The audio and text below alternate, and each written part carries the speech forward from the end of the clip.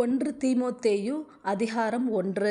நம்முடைய இரட்சகராயிருக்கிற தேவனும் நம்முடைய நம்பிக்கையாயிருக்கிற தேவனும் நம்முடைய நம்பிக்கையாயிருக்கிற கர்த்தராகிய இயேசு கிறிஸ்துவும் கட்டளையிட்டபடியே இயேசு கிறிஸ்துவின் அப்போஸ்தலனாயிருக்கிற பவுல் விசுவாசத்தில் உத்தம குமாரனாகிய தீமோத்தேயுவுக்கு எழுதுகிறதாவது: நம்முடைய பிதாவாகிய தேவனாலும் நம்முடைய கர்த்தராகிய கிறிஸ்து இயேசுவினாலும் கிருபையும் இரக்கமும் சமாதானமும் உண்டாவதாக.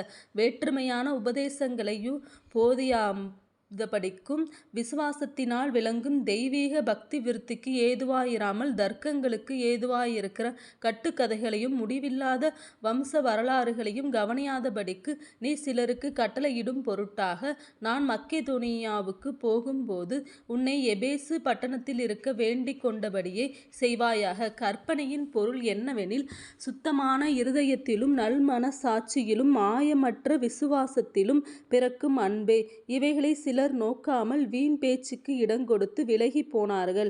தாங்கள் சொல்லுகிறது இன்னதென்றும் தாங்கள் சாதிக்கிறது இன்னதென்றும் அறியாதிருந்தும் நியாயப்பிரமாண போதகராயிருக்க விரும்புகிறார்கள். ஒருவன் நியாயப்பிரமாணத்தை நியாயப்படி அனுசரித்தால் நியாயப்பிரமாணம் நல்லதென்று அறிந்திருக்கிறோம். எங்களுக்கு தெரிந்திருக்கிறபடி நியாயப்பிரமாணம் நீதிமானுக்கு விதிக்கப்படாமல் அக்கிரமக்காரருக்கும் அடங்காதவர்களுக்கும் பக்தி இல்லாதவர்களுக்கும் பாவிகளுக்கும் அசுத்தருக்கும் சீர்கெட்டவர்களுக்கும் தாய் தகப்பன்மாரை அடிக்கிறவர்களுக்கும் கொலைபாதகருக்கும் வேசிக்கள்ளருக்கும் ஆண் புணர்ச்சிக்காரருக்கும் மனுஷரை திருடுகிறவர்களுக்கும் பொய்யருக்கும் பொய்யானை இடுகிறவர்களுக்கும் நித்தியானந்த தேவனுடைய மகிமையான சுவிசேஷத்தின்படி எனக்கு ஒப்புவிக்கப்பட்டிருக்கிற ஆரோக்கியமான உபதேசத்திற்கு எதிரடையாயிருக்கிற மற்றெந்த செய்கைக்கும் விரோதமாய் விதிக்கப்பட்டிருக்கிறது. என்னை பலப்படுத்துகிற நம்முடைய கர்த்தராகிய இயேசு கிறிஸ்து என்னை உண்மையுள்ளவன் என்றெண்ணி இந்த ஊழியத்திற்கு ஏற்படுத்தினபடியால் அவரை சோஸ்தரிக்கிறேன். முன்னே நான் தூசிக்கிறவனும் துன்பப்படுத்துகிறவனும் கொடுமை செய்கிறவனுமாயிருந்தேன். அப்படி இருந்தும் நான் அறியாமல் அவிசுவாசத்தினாலே அப்படி செய்தபடியினால் இரக்கம் பெற்றேன். நம்முடைய கர்த்தரின் கிருபை கிறிஸ்து இயேசுவின் மேலுள்ள விசுவாசத்தோடும் அன்போடும் கூட என்னிடத்தில் பரிபூரணமாய் பெருகிற்று. பாவிகளை இரட்சிக்க கிறிஸ்து இயேசு உலகத்தில் வந்தார் என்கிற வார்த்தை உண்மையும் எல்லா அங்கீகரிப்புக்கும் பாத்திரமானது. அவர்களில் பிரதான பாவி நான்.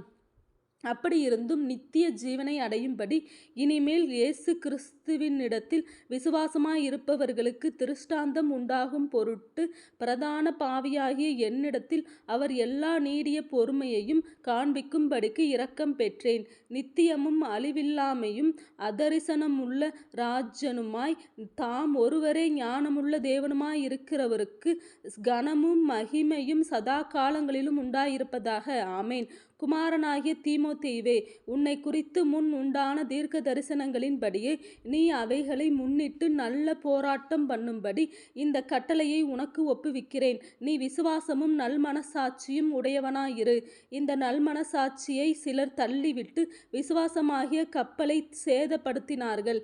இமெனேயும் அலெக்சந்தரும் அப்படிப்பட்டவர்கள். அவர்கள் தூசியாதபடி சிட்சிக்கப்பட அவர்களை சாத்தானிடத்தில் ஒப்புக்கொடுத்தேன்.